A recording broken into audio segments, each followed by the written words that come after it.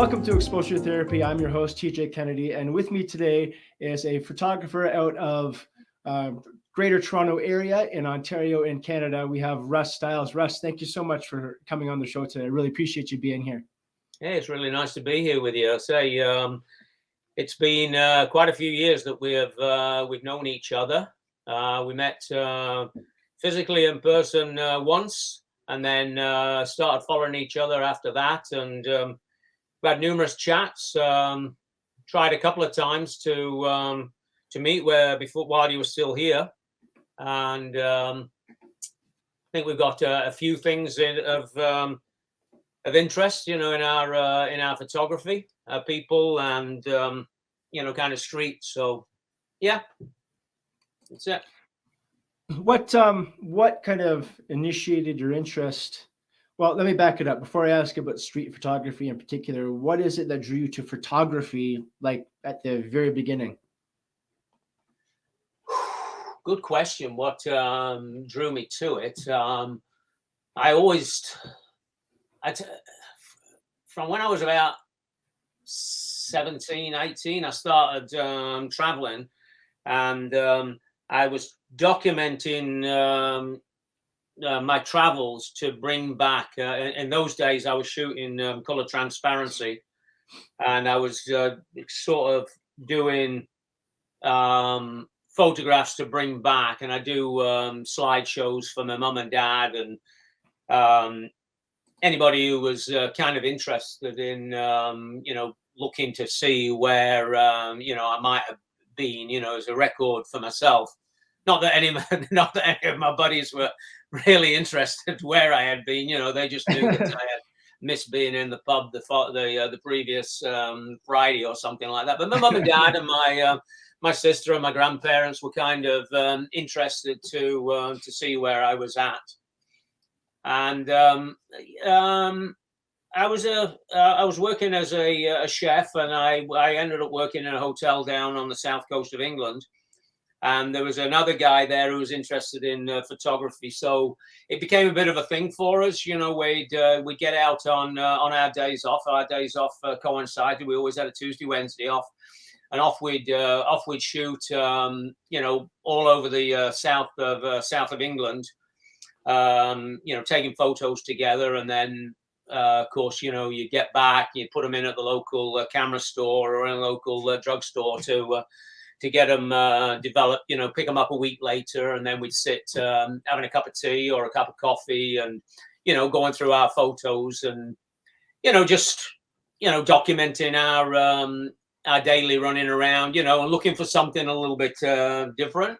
I think a lot of the time back then it was sort of jigsaw and chocolate box cover images. It was always something kind of pretty back then. And I guess my color transparencies were a little bit like that. You're just trying to pick out the nicer stuff. But the longer I kind of stuck at it, I found that I got further and further away from that, and sunny days became less and less important to go out and shoot. I ended up shoot. It's more about inclement weather. In fact, yesterday I was up in Barrie shooting a guy who I have known for a little while. Met him online, and he'd reached out, and he was interested in a couple of photographs. Big music fan, and I got a picture of Roy Thompson Hall, and he's from Barrie. I'd been in Innisfil, and I got a picture of from Innisfil, and it kind of resonated with him. So I'd said that I'd do some prints for him, and I knew he was down on his luck a little bit, and so I took a drive up, and I delivered him a couple of pictures that he'd sort of liked. But before I went up, and I said, "Hey, how would you feel about me taking a picture?" And he said he'd be down with it. He didn't know if his daughter would be down for it. But when I got there, it was a bright, sunny day, and I'm kind of struggling to try and find a spot to take a picture of him. I sort of, prefer the overcast days. And I think for a lot of people, those are the days that, unfortunately, they've got their camera sat in a drawer. It's when the sun takes some pictures. It's sunny out there, and that's not me. I'm, if it's overcast, or if it's foggy, or if it's different, if it's chucking it down with rain, sort of get me out there and let me see what I can get. On the when you're going out in inclement weather, particularly rain, I don't know entirely what you shoot, but I'm making the assumption that you have whatever you shoot on is weatherproofed to a degree, whether that's losing my train of thought on I'm struggling to remember the term, weather sealed. Yeah. Weather sealed lenses and bodies and stuff like that. And of course, for mobile photography, a lot of the current phones, from pretty much any phone you get now, has some sort of weatherproofing to it. So what do you shoot, and do you shoot with inclement? I guess you do shoot with inclement weather in mind. So what do you do to prepare for that? Nothing really. A lot of my stuff that you'll see on Instagram, for example, the majority of it is shot on this image taking device. My camera that I am using right now is, I've got a Fuji, and I was a Canon guy prior to that. My first SLR was a Canon, and then the first DSLR was a Canon.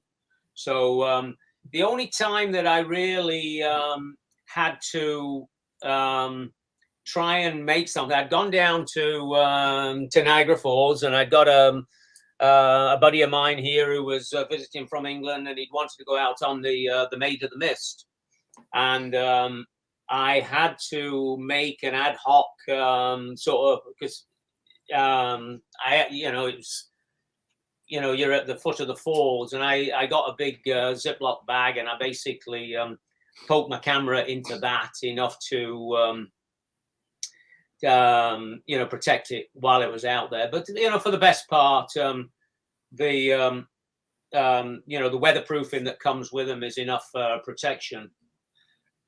I had one incident in Montreal a few years ago, where I was been outside. It was January, February. It was fucking minus 25 or something outside, and I went into the Basilica Notre Dame and get inside, and it's warm, and then I had a big problem with the condensation on my on my sensor.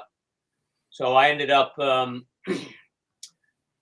I think there was nothing, and then when I struggled to know what to do with it. I think I dried out the lenses inside, and then when I got back to Toronto, I realized there were some spots on it, and then I had to take it into to Canon to get the I took it into Canon to get the sensor cleaned. Now I've got my own sensor cleaning kits, and so if I do have, I'm shooting mirrorless now, and so I just clean it myself now if I've got any problems. If I see any blemishes or dust or anything. So the Fuji you shoot then is the mirrorless Fuji? Yeah, I got an XT2, an XT3. Nice. Can I'm a Canon guy. Went from the Rebel kit up to the. I'm shooting on the mirrorless as well with the R6. I stayed in the Canon ecosystem for the familiarity of it, but I'm curious what switched you over from Canon to Fuji. What do you like? What do you like about the Fuji setup, or what it does for you? I thought as I am getting older, instead of humping around a great big camera bag with a truckload of weight in there, I thought that going mirrorless, I would be saving my back really, and my shoulder, by not carrying so much stuff. I didn't realize that the Fuji lenses that I have, I think, are even heavier than the Canon lenses that I have. So yeah, there was it was not. It's kind of weird because I'd always loved Canon. There was something about it. It felt like you got a real camera in it. It was heavy duty. There was nothing, fiddly on it. I kind of got used to it, and I'd loved it. And then, I got thinking about a mirrorless, and it just so happened that a buddy of mine here in Toronto, he was upgrading. He got the XT2, and he was going to get himself an XT3. And he said, "Well, I'm thinking of selling this." And I got a deal on it. And I thought, I'm going to give it a try. I'll try something else out. And so I ended up buying that and selling my my Canon gear. And basically bought very similar lenses to the stuff that I'd already got with the Canon. The Fuji versions of it. I've got a for when I'm around. And again, it's not full frame. I've never had a full frame camera. But I like the feel of it, and I've got the 10-22 and the 18-50, I think, and then a 18-55, is it, and then a 72 150 or something like that. Again, the longer lenses are and that was the thing with my Canon. I had that 70-200 that L series glass, which I think at the time was my most expensive piece of glass I had in my my camera bag, but my least used. I take it on trips with me, and it was heavy, and it was the gray lens, and it was, as soon as you get it out, people are, woo, photographer. And I would prefer to be a little bit more discreet while I am out. But saying that, I have got I got a picture here that I'll just take this down.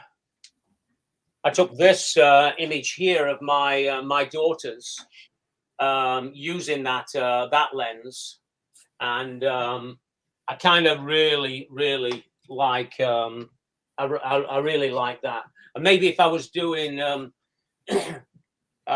more studio portraits, then maybe I'd get more use out of that longer lens.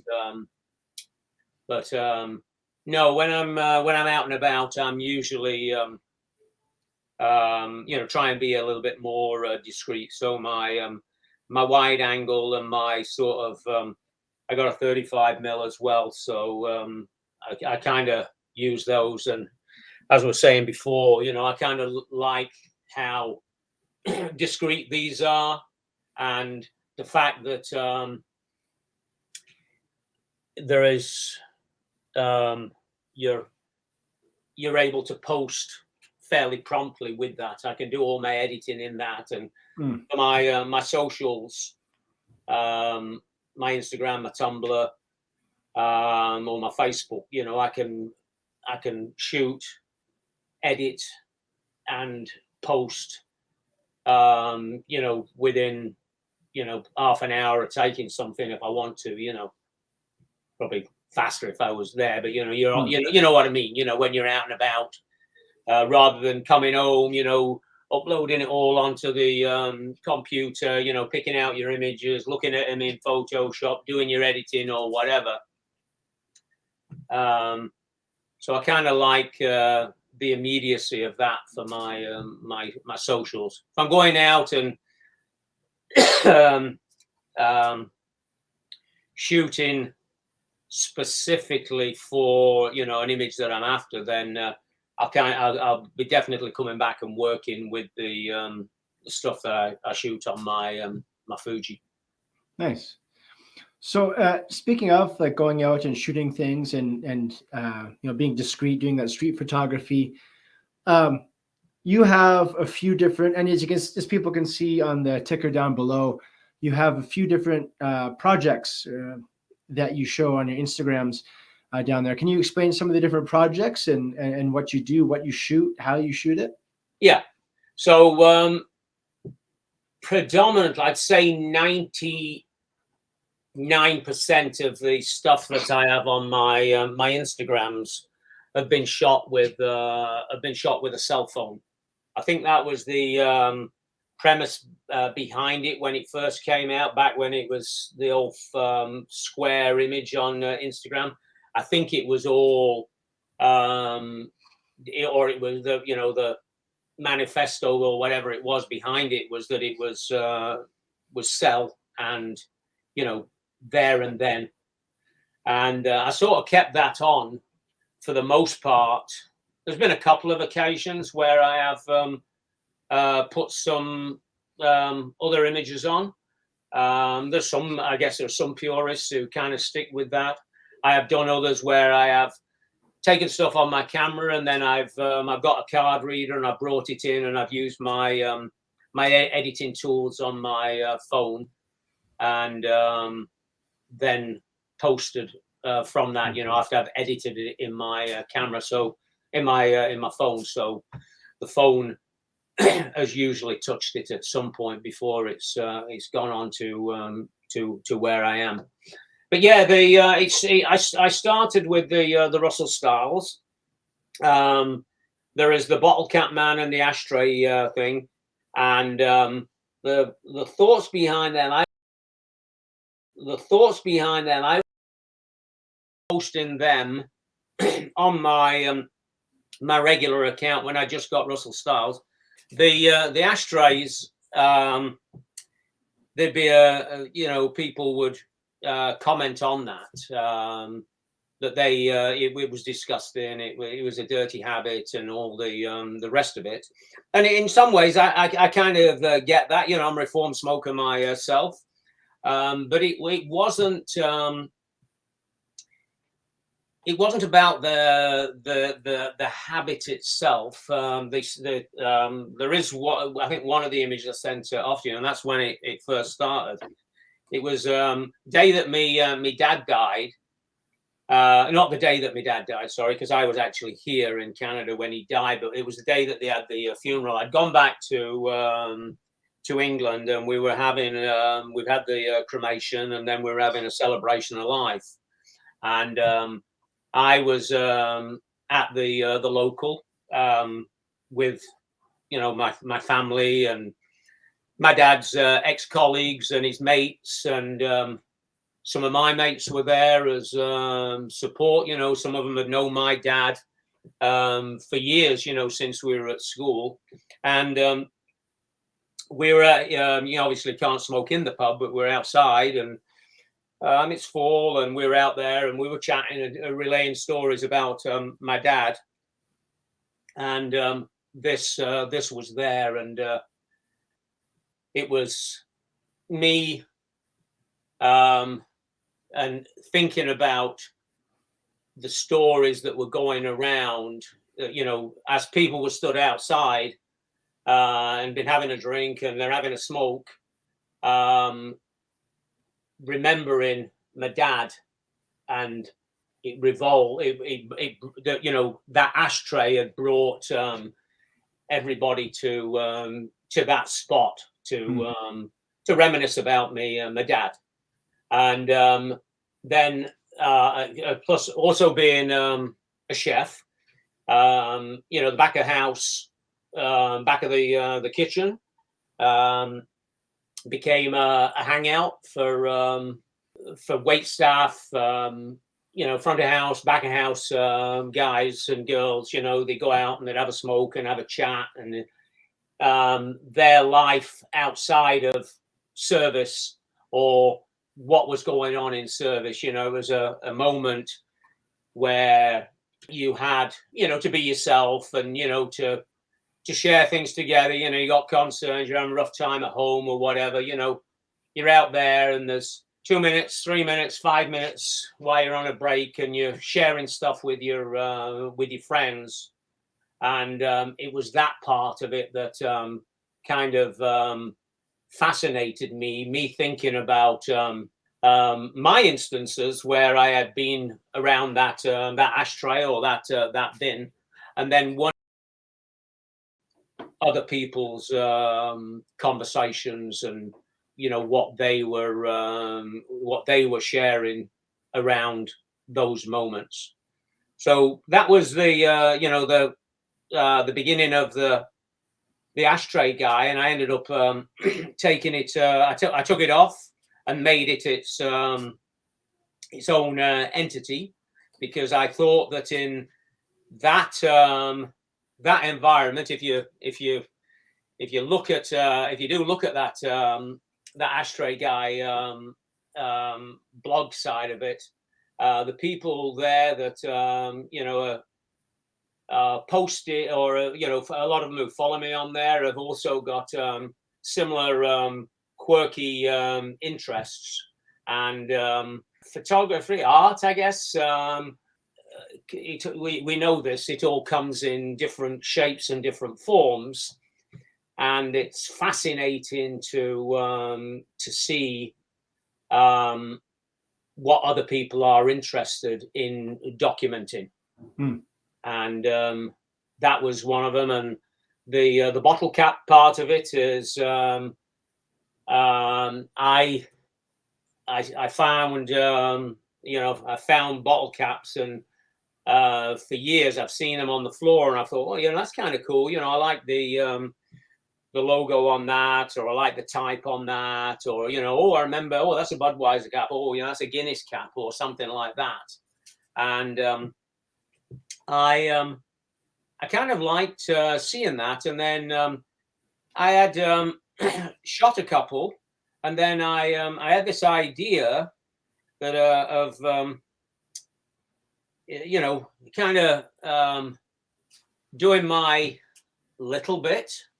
I would be picking it up. I'd take a photograph of it where I'd found it, and then I'd pick it up and put it in my pocket. And I come home and I'd got this bag full of these bits, and I kind of looked at them, and there's something that, again, it's discarded to somebody, but to that saying, one man's trash, another man's treasure.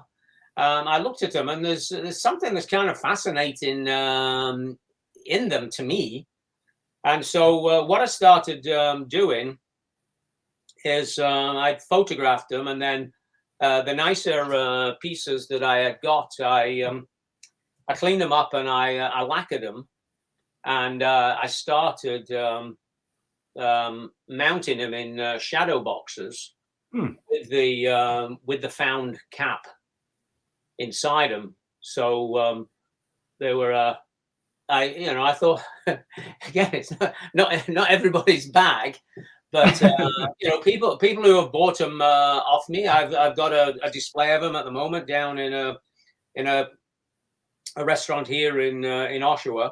But I got a buddy who lives up in Aurora. He's got 3 of them down in his basement. He's a Canadian guy, but he loves anything English. He collects and restores English cars. But he's got 3 found bottle caps that of Guinness that I found either here or in England and brought back, and I've mounted them. And so he's got them in his den. Yes, some people, they, I guess it's a den sort of a thing, where you might, where you're having a beer if you kind of like that. Like I say, a friend of mine in Montreal, he there was one Bone Shaker beer. He got a bike on, a skeleton on it, and he's all about bike, and he liked that particular image, so he has that in his living room. It means something to him, and I appreciate. They were also they liked it as a piece of art, but they were also supporting me in what I was doing. So part of it is I like the graphic and the visuals of that, and then also it was the recycling part of it, going from it was made and it was on a product.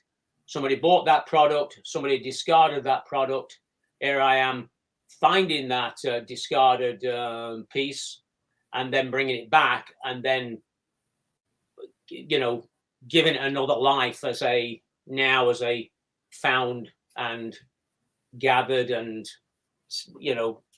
recycled piece of art.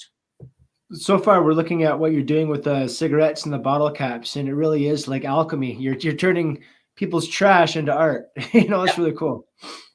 Going, if I can, going to the street portraits, that started off because I'm relative. I used to be a lot shyer than I am now. I'm not so shy now about approaching people, but I am. Back when I first started, I was very nervous. Nearly all my photographs at that time were void of people at all. They were just sort of landscapes, streetscapes, or whatever. Unless I was out with my my buddies and I was, I knew those people. Then I was kind of shooting them. But approaching a stranger was at that time was alien to me. I remember when I first came out to Canada back in '82. We sat in a place in Jasper and having a cup of coffee one morning, and there are 2 or 3 people, and I think 2 of them were nuns who were sat in the coffee shop, and I'm thinking to myself, that would be, I'm looking like this, and I'm going, that would be a great photograph, but I didn't have the balls to go over and say to them, would you mind if I took your photograph? And it still sticks with me that I should have maybe done that, because I think it would have been a good photograph. Anyway, years later, it's always stuck in my mind. You missed that opportunity. And then I started traveling through my job, and I was going out to different towns, and then I find myself out,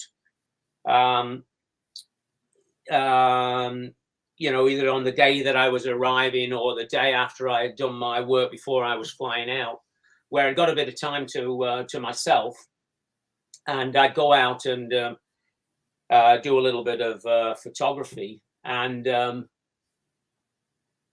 don't know what prompted it, but I ended up taking a couple of portraits. I stopped, or somebody.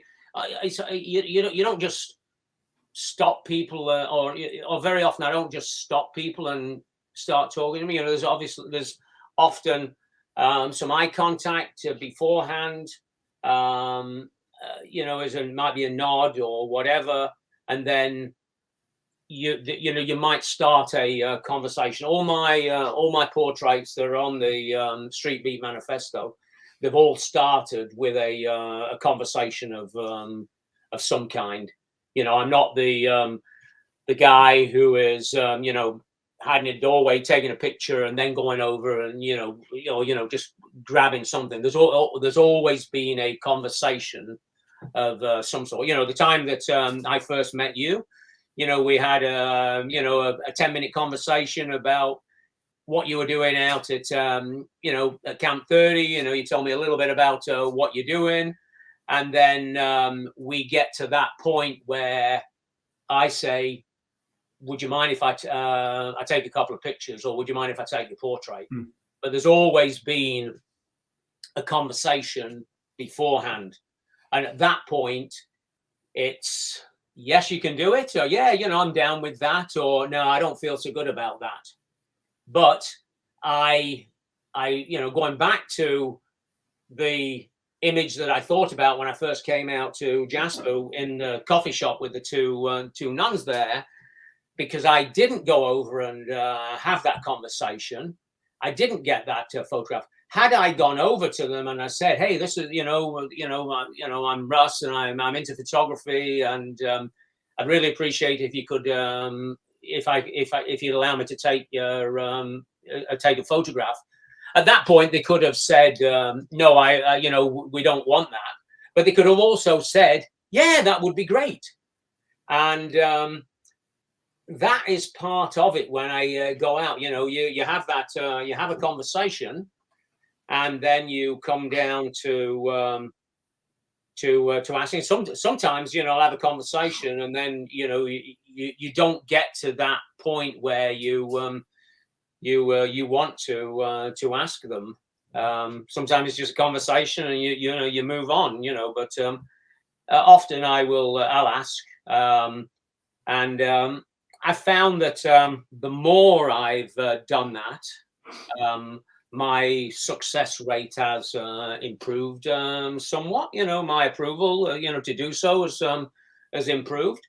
You still get some people who say, no, I'm not down for that.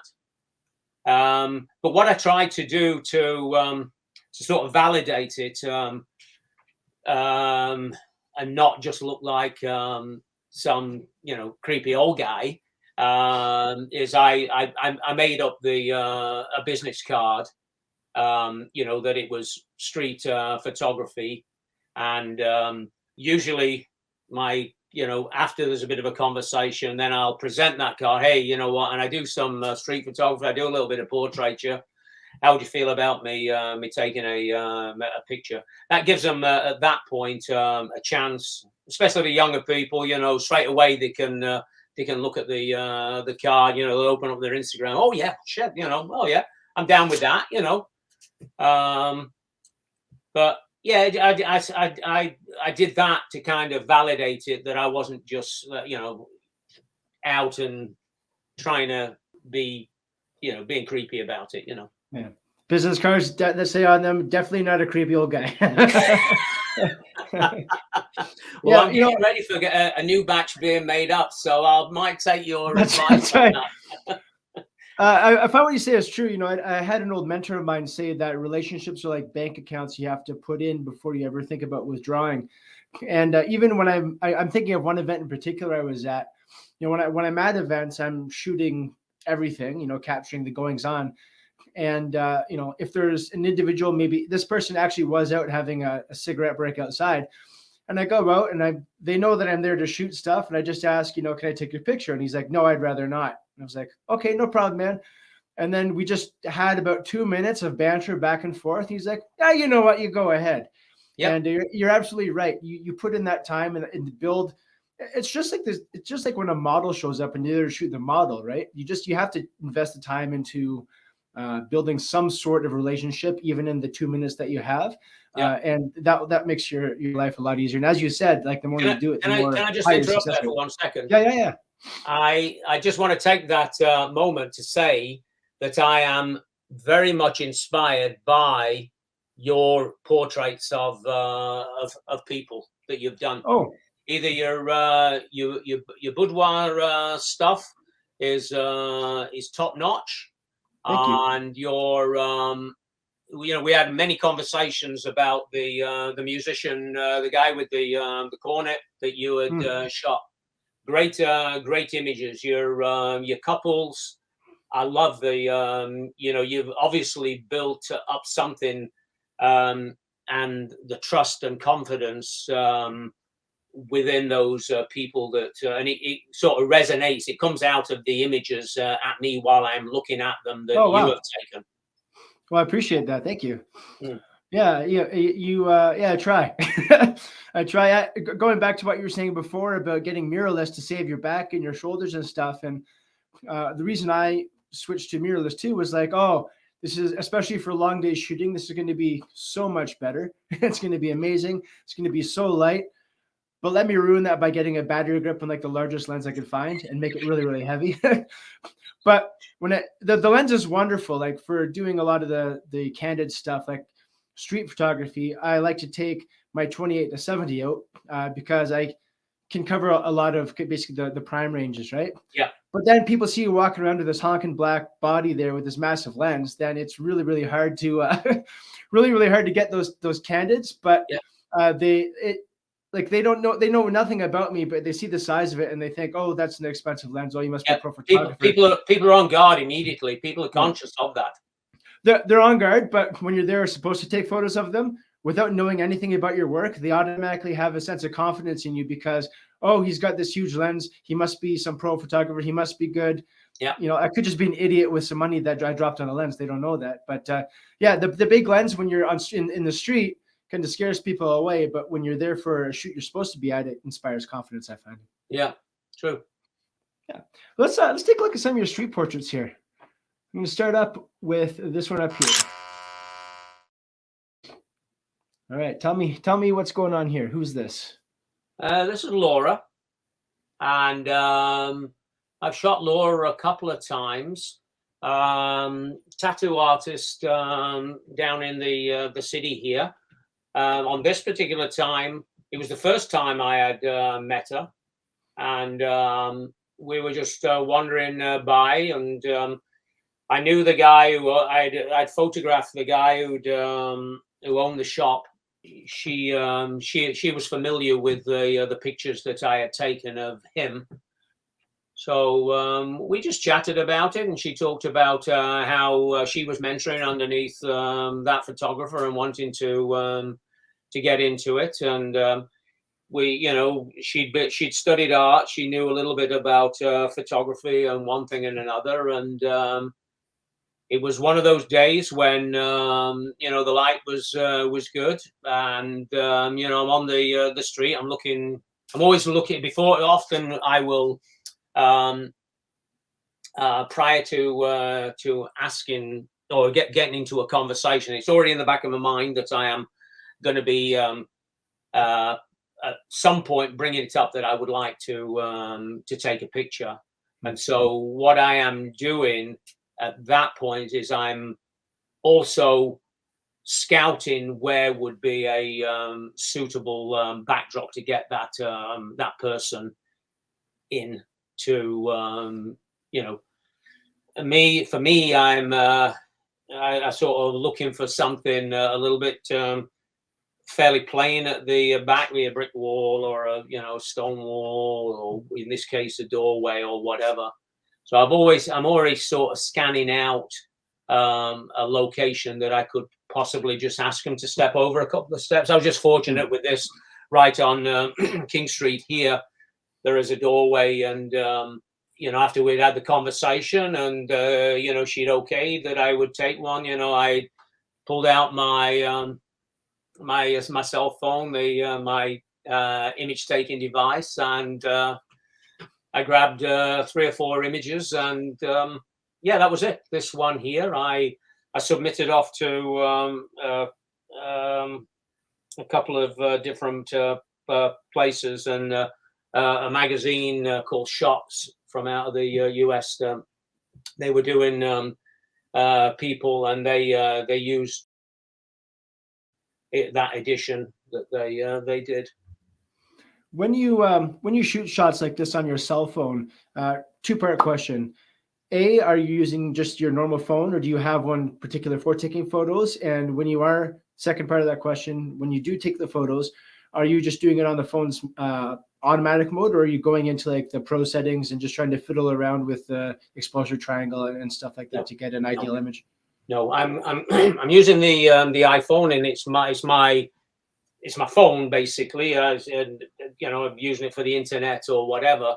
But I've got 6 or 7, 10 different apps on there for processing my stuff.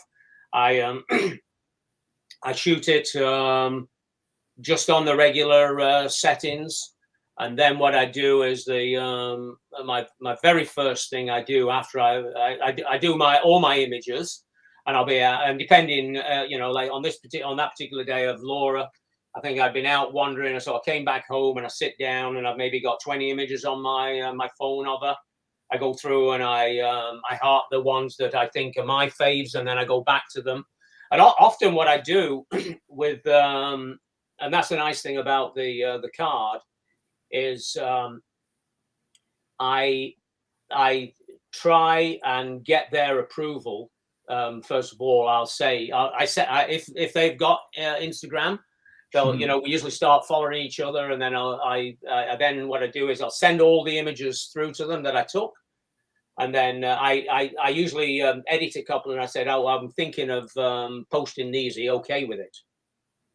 So there's, there have been times when I have shot people who don't have any social media presence at all, and I've already had a conversation with them that I will be, it usually comes up, well, what are you going to do with the photos? And I said, well, I do street, and then I'm going to be putting it on my Instagram or on my Tumblr, or it's going to go on my Facebook page or whatever.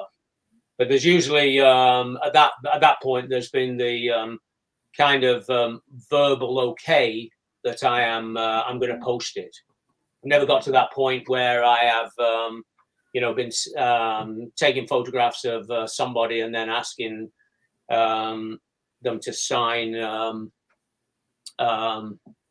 what do they call it now? Like a waiver or like agreement or something? Model release? Yeah, model release. Yeah, I've never done that. It's just always been a verbal thing. So yeah, I then come back, and like I say, I've got my go-to apps are Snapseed, and I usually bring it into there. I've got some presets that I've already created in there for certain movements that I like to, some of the editing stuff that I like. And if you look at it, for the most part, a lot of my stuff is desaturated. I like to bring in the detail, but I don't like the, what HDR often does, where it brings in a lot of color.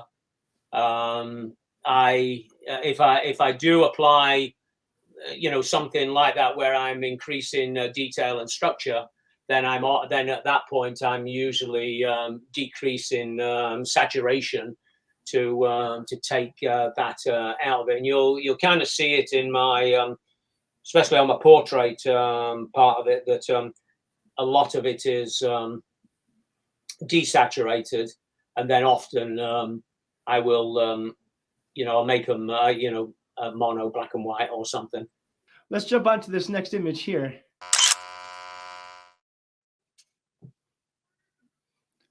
Yep. Yeah. So tell me the story behind this one. Again, we were on.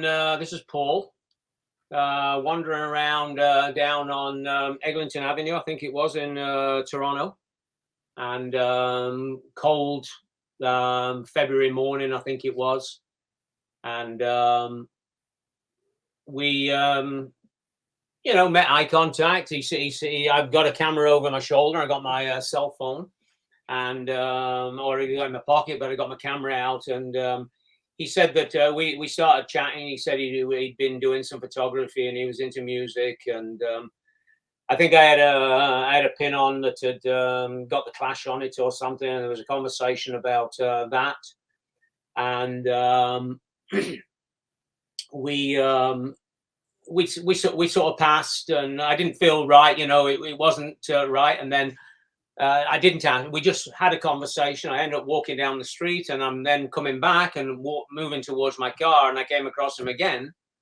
And he was stood in this doorway, and as I walked past, we nodded recognition, and then I saw this. The background was more suitable, and so now I went over and we started chatting again, and I asked if we could we do some portraits, and we did. And from out of this, he turned out he was. I sent him the pictures, and I'd give him a card and what have you. And then we had he phoned me up a couple of days later, and he said he was trying to put this show together, and he was putting this thing together called Stones Mania. He's a Rolling Stones fan.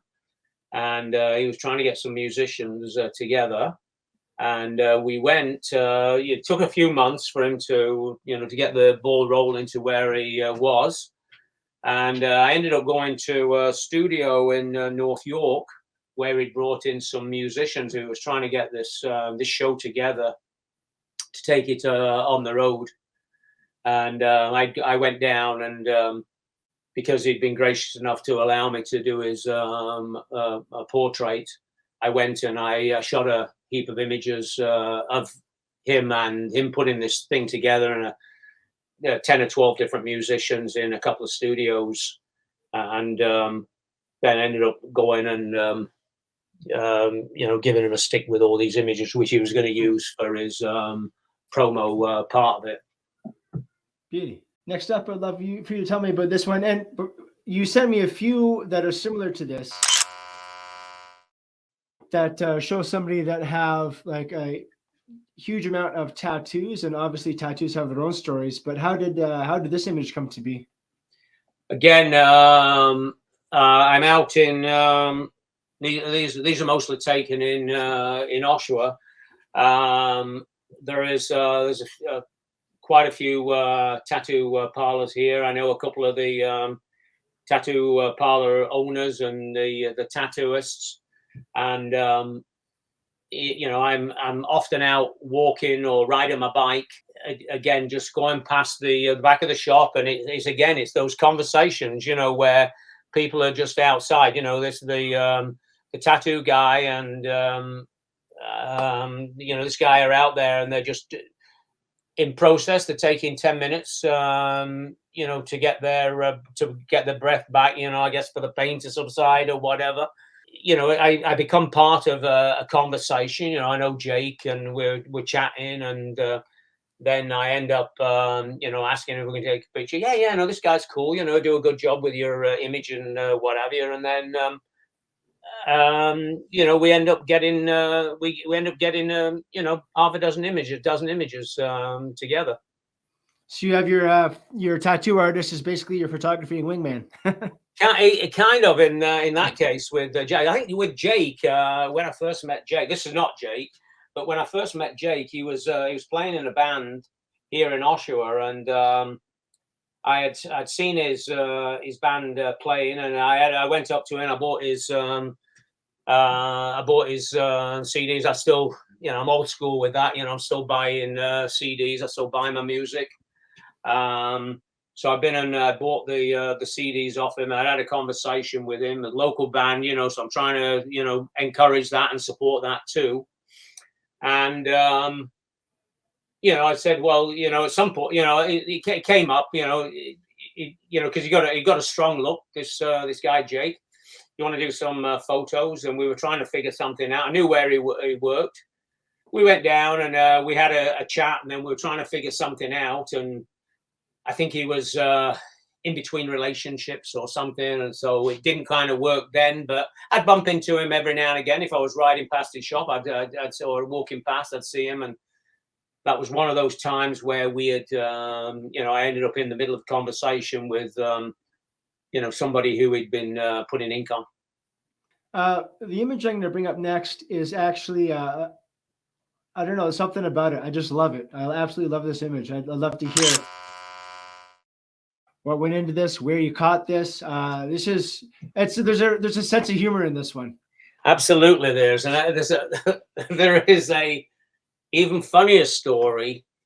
Well, I think it's a funny story. I took this photograph in an old abandoned garage down between here and Bowmanville quite a few years ago. And my buddy and I, we'd gone and we're doing a little bit of urban exploration on this in this old garage, and this was in the back of the building. There's something about that wallpaper and the randomness of how the blind is hanging. That obviously being a vibrant life. At the back of the garage, with the family who'd run it, and the building was ticketed for a demo. They're putting a new overpass in, and my buddy and I were in there, and I captured that image, which I personally really do like this image. I submitted this one to Pine Ridge Arts, is a local art group here, and they do every year. They haven't done for 2 years, but they have done again. I've just reapplied for this year for submissions from photographers. Anyway, you can submit 2 images, I think, and on that particular year, this image was selected. So what you do is you do it online. You know, you submit your images, and then if it from out the jury, they pick the images that they want to show from out of the 400 images. I think it was, they picked out 40 that they were going to show. This didn't win a prize. Another year I'd had an image that won a merit award or something. But anyway, it was chosen as one of the 40 finalists, and so you then have to get the image printed, and you printed and framed to a specific size, and then you take it down to the community center where it was going to be shown, which was in Ajax.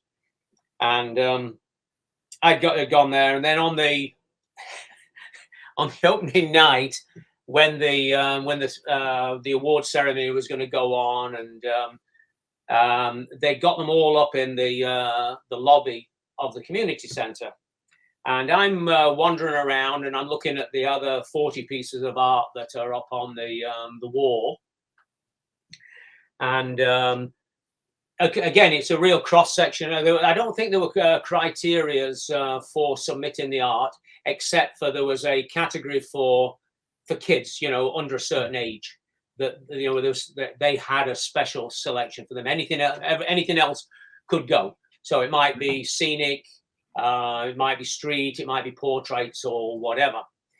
Anyway, I am wandering around, and I'm assuming that there are other photographers there who are also waiting. And there were other photographers there who were waiting to hear what was going on. I think at that time, when that night, the award, the winning photographs had already got a rosette on them, and I was wandering around. I'm looking at other pieces of art, and then I'm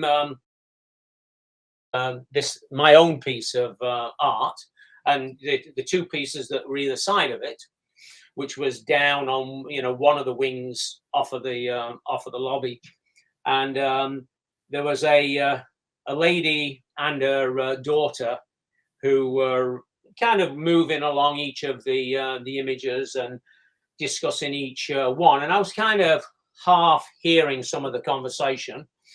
Anyway, they looked at one image, and then they came up to the one that was on the left side of my image, and they were looking at it, and it was an image taken on the Serengeti or something, of these giraffes running across, and it was, you know, a nice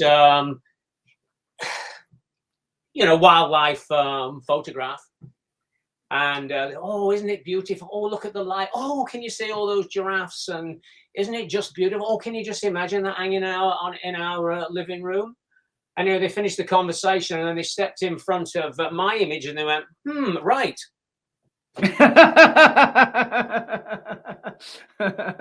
And stepped right across it and moved on to the next image. And I almost pissed my pants at that point. I just thought it was so appropriate, you know, it's so appropriate. That's my art. It appeals to some people and not to others. To me, it appeals to me.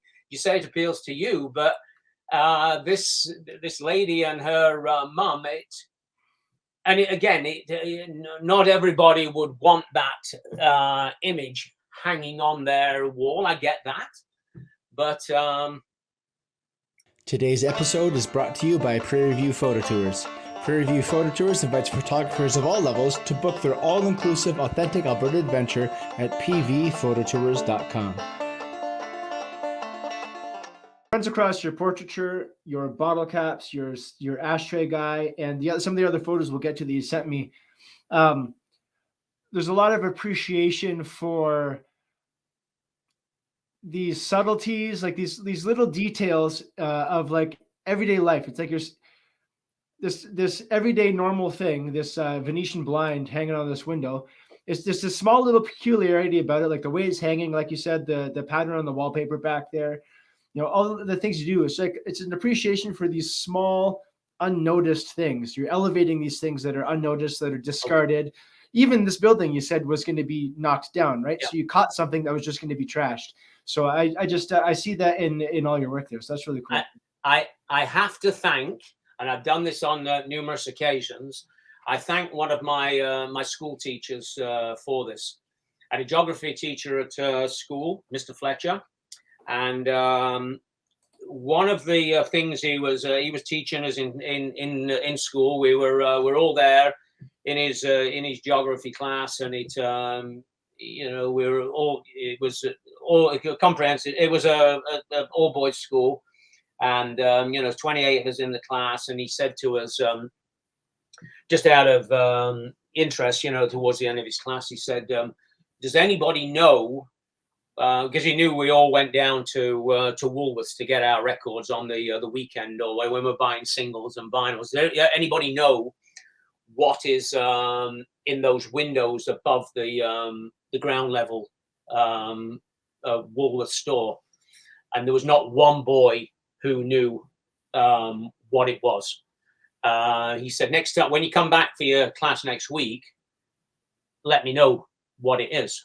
Anyway, we came back, and some of the lads, and myself included, we'd gone back we'd gone on the Saturday morning, and while we're down here, you look up, and then you see above this beautiful stonework, Corinthian or Gothic columns around archways and everything, and you're going, oh, fascinating, what workmanship had gone into that. But the takeaway that he was saying was, his message was basically, take your head out your arse and have a look around. And what I did is, my take on that is, stop and look up, and look up and look down and look all around. And that, from when I was in Fletcher's class at 12-year-old, always stuck with me. And I think you can go, and I probably did this, going back to the days when I was shooting transparencies, and I was off and I was doing the photos for my family. I was often there, and I was shooting the big picture to try and bring that home to show my parents. But you can also paint a picture of a place, but not just with the big stuff, the Serengetis or whatever, but you can also paint that picture with the smaller details, and that is, you don't have to go to Paris and just shoot the Notre Dame or Arc de Triomphe or the Eiffel Tower. You could shoot, a couple of glasses and a bottle on a table, in a cafe, in a restaurant, and people would go, that's Paris. And it's capturing the small things, and often, and again, I've offered this as advice to people who are going out, because often, you'll especially if you're going to a new town. Say you, for example, you're up, your roots from here, and you go out to live in a new town. When you first get out there, it can be a little bit overwhelming. Everything's kind of new to you. People who are going on, say, vacation, going on photo trips or whatever. When you first get there, you're inundated with all this new stuff, and it can be overwhelming. So, what I try and do is, if I'm getting sensory overload, I'll sit down and I'll stop, and I put the camera down, and I just kind of soak it in for a little while and just have a look around me to see what there is. And that sort of stood me in good stead. I say that occasion out there, you're in, And my other thing, what I do as a photographer is I do the squint, right? You kind of do that where you're looking to see what the light is doing. I used to do when I first started off, I used to do the thing, making the frame and looking around. I can do that now in my head, how to create my composition. As soon as it doesn't take me long. Once I've got either my camera or my cell phone in my hand to kind of create that the composition that I think I'm looking for. When you're talking about composition, looking for a certain composition, you shoot on your Fuji, you've shot on Canon, you shoot on your cell phone, and you post it to Tumblr, you post it to Instagram, Facebook. So there's all sorts of different crops and formats that you're utilizing. Do you have one that you like the most? Yeah, I'm portrait. I have a site that I post some of my art to, Archangel, and they do a lot of book covers, and so 90% of what I shoot is in portrait. Nice. I think back when I was shooting color transparency, and I say when I was first traveling, I think I probably did most of my stuff as landscape, but definitely over the last few years, and with the again with the advent of this, 98% of stuff that I shoot on this is portrait, and I find that with my with my Canon and with my Fuji, I'm always this way. I'm always portrait. So I'm going to show this image coming up. This one's not portrait. However, this image, I stared at this one for quite a while when you sent it over. And yeah, I don't know. I didn't know how I felt about it at first. And the more I stared at it, the more I liked it. And now it's actually, I really like the image. But it was interesting. It was like I was compelled to stare at this photo and just to look at it and to analyze it. So I absolutely love this photo. Yeah. That is back in England. Back visiting my mum when my dad was still alive. Back visiting, we'd gone out to a what they call it was like a what they call a car boot sale. It's on an open piece of land. The people would come in with their vehicles on a Saturday morning and basically sell stuff from out of the back of their cars. Household, kids' toys, anything that they want. And I had gone there on this Sunday morning out to this is in Bakewell in the Midlands, not far from where my mum and dad live.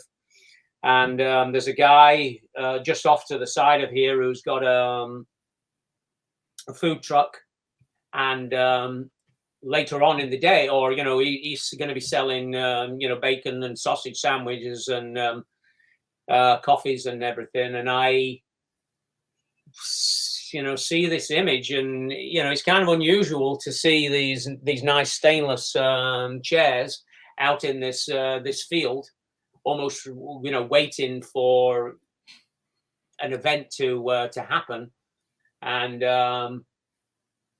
looking at the image now, it's kind of up in the air whether the event has happened and they have left, or if they are waiting for because it's fairly random how those chairs are. Maybe this chair down here on the bottom right, maybe somebody had been sat there.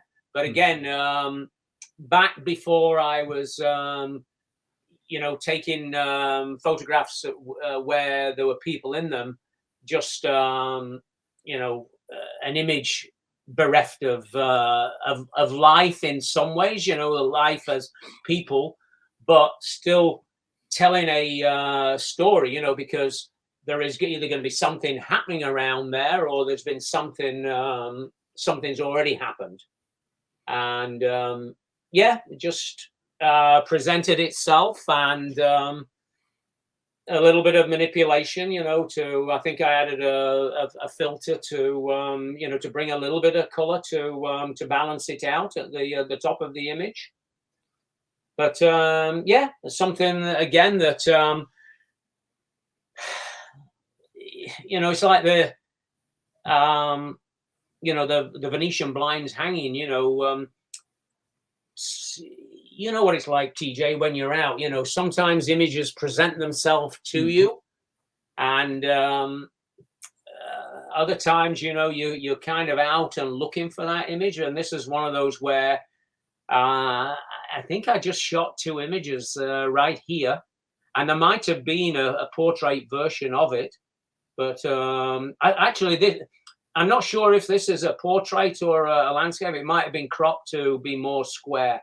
I can't remember what the original image started off with, but when I was working on it and creating what I wanted, this was the crop and the composition that I'd wanted to end up with. This is what I like about your photos, and what I was trying to get at before, and what this image also speaks to, is that there may be images with no humans in them, but there's a lot of humanity. The bottle caps they speak to the person that was drinking from that bottle, the cigarettes in the ashtray. Well, there's people that are smoking, standing around, sharing stories. And this is the same thing. You don't know whether it's before or after the event, but you know that those chairs are made for people, and that there was or will be people there. And you can imagine like the buzz of the crowd and the conversations going on and the actions. But this is like a snap removed from that, but still speaks to that. I just really like that. I think had there been people in it, there's possibility it could have been an image. If it was a Robert Doisneau or something like that, it would have been filled with people in there. It could have stood up to having images in it, but it didn't. Nice. All right, so I'm going to bring up 2 coming up, and they have something in common, which I will let you explain. Okay. Yeah. So again, I lived for a few years in Toronto. This was one of the first images I took on my my Canon DSLR. Again, you could probably see from this I was first out experimenting with the HDR part of it. So I've got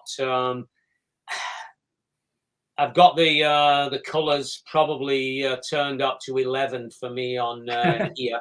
I would probably, if I was editing that now, I may dial that back somewhat in the top part of it. Still wanting to keep some of the rocket in there. It's that sense of movement that I was after.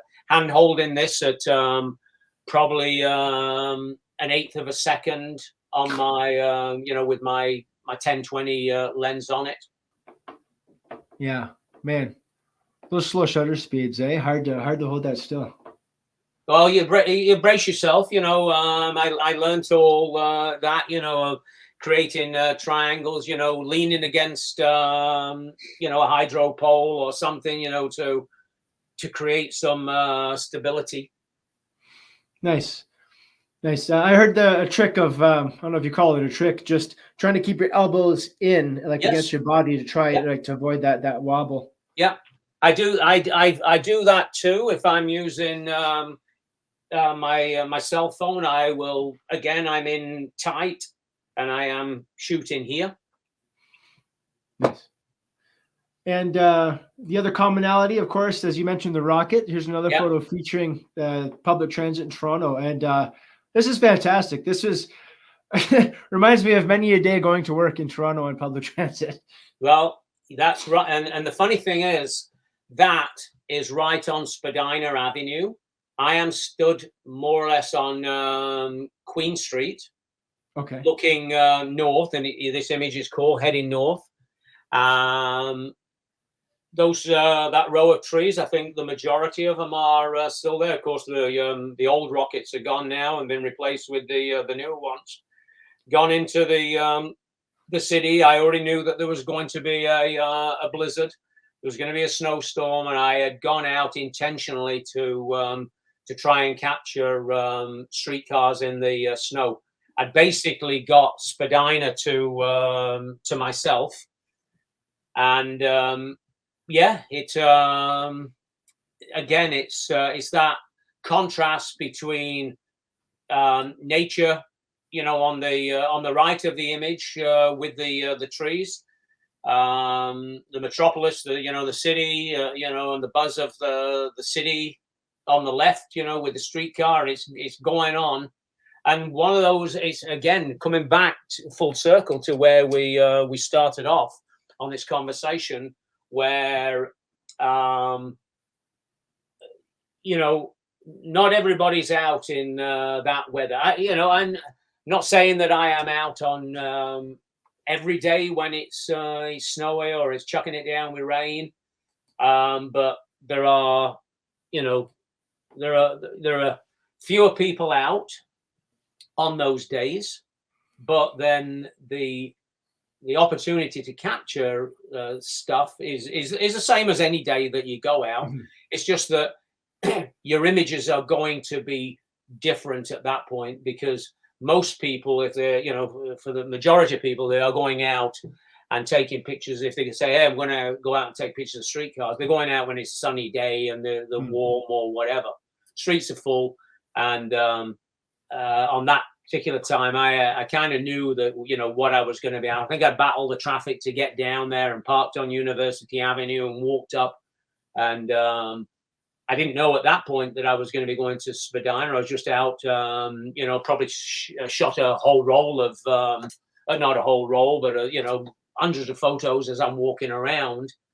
And then bang, you get that particular image. I don't know about you, but, there's times when I've gone out, I've gone into, I make a trek into the city, and, you wander around and you're going, I wasn't all that inspired today. The light didn't seem right, and things are not kind of falling into place, and then you're heading back to the car, or you're heading back, to, go home, and then something will just show up on the horizon, and something will catch your eye.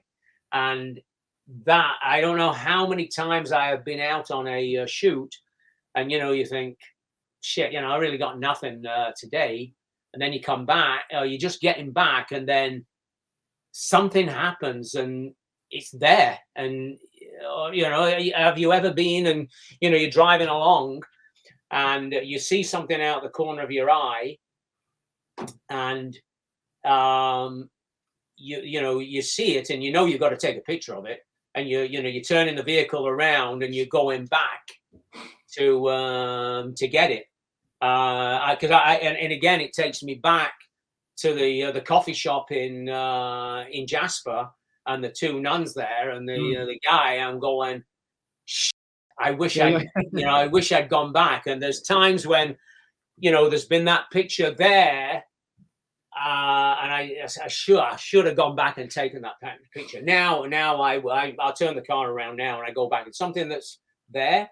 I'll turn around, or I'll go back, and then there are other times where I've seen those things and I'm going, that'd be good, that'd be kind of interesting, but the light hasn't been right. And I've stopped a few times now, right on the 401. As you come down from Peterborough on the 115, as it's joining back onto the 401, I've stopped my car there. There's this landscape, and going back, it's my landscape image here of trees on a hill. I had seen that image in my mind's eye for years before I actually stopped my vehicle. And I was coming back one Sunday morning, grey fall day. The trees are just skeletons on the horizon. And I pulled my car over onto the hard shoulder of the 401, and I got out. I went across the ditch and I went into the field, and I got my images, but I had had that image in my mind's eye for a long time before I actually got there. And it's happened to me a couple of times where I've gone back, but often I now just if there's something there, I'll turn the car around and I'll go and have a look. Hey, you know what? You've spent 5 minutes, 10 minutes doing it, and sometimes it's worth it. Sometimes you got the image, and other times it's ho hum. You know what? I'll try it another time. Yeah, absolutely. Yeah. I remember it was just last week, and this wasn't photo, it was video, but I was coming back from a distillery, and I wanted to get some B-roll of the area they're in, just to kind of add to the video. And a lot across Alberta here, there's tons of these old barns and farmhouses and grain silos that are all just kind of like dilapidated, rolled, rotted wood that they just kind of look like they belong in some apocalyptic movie. So love it. I drove by one, and I was on the way to go to an oil pump jack to get some footage of that. I'm like, oh, I really should come back here to get that little house there. And so I go to the pump jack, which is just off the highway. I come back onto the highway, and I wait as these transport trucks, 3 in a row, have these massive like overturned grain silos that they have like they have the spotters at the front and the back of the load, so it's like a 5-vehicle convoy. I was like, oh my God, I need to drive fast, get past these guys, get back to that house, because if I can situate myself, then I could get this tiny little house with these massive grain silos going by. And it was just this perfect synchronous moment where I was able to get that to happen. So absolutely right. That is what we are talking about, how you already saw that image in your head. You'd already envisaged it. And I had that image in my mind's eye of what I had wanted at the time. And you went and you made that happen. Yeah, that's good. So Russ, we have your Instagrams running at the bottom here. Russell Styles, Street Beat Manifesto, Bottle Cap Man, and Ashtray Guy. You mentioned a Tumblr and Facebook pages and stuff. Where can people connect with you? Where can they find your work? Where can they get in touch with you? You can through my my Facebook. You can contact me through there, or mostly through my Instagram accounts. I have got other places. I mentioned earlier on. I submit to Archangel that do book covers. I've had 4 or 5, maybe 6 book covers over the years that I've been submitting to them. I also submit to a gallery in San Diego called that run a site called Your Daily Photo. They're curated, so you show them a selection of your work. They want. I submit to them, and then I've got my Redbubble and my Fine Art America that are if people are looking at that, they merchandise it out to other bits and bobs, like aprons and duvets and stuff. But that's where I started first of all, putting my stuff online. But most people can, if people are interested in any of my stuff, then probably through Facebook, either through the Russell Styles Photography, or just Russell Styles on Facebook, or through my Instagram. They'll find stuff through there. Awesome. Russ, I appreciate you coming on today, and I appreciate you stopping me all those years ago at Camp 30 there to take a photo, and that started our relationship. So I really appreciate you. I love following and seeing your work, so please keep it up, and I look forward to continuing to see what you're doing. Absolutely, TJ. It's been a pleasure chatting with you. Good to catch up, and sorry we didn't catch up before you headed out west. But you know what? Small world. Pretty sure that at some point, our paths will cross again. Until then, brother, you stay safe. Take care of yourself. Talk soon. All right. Bye now.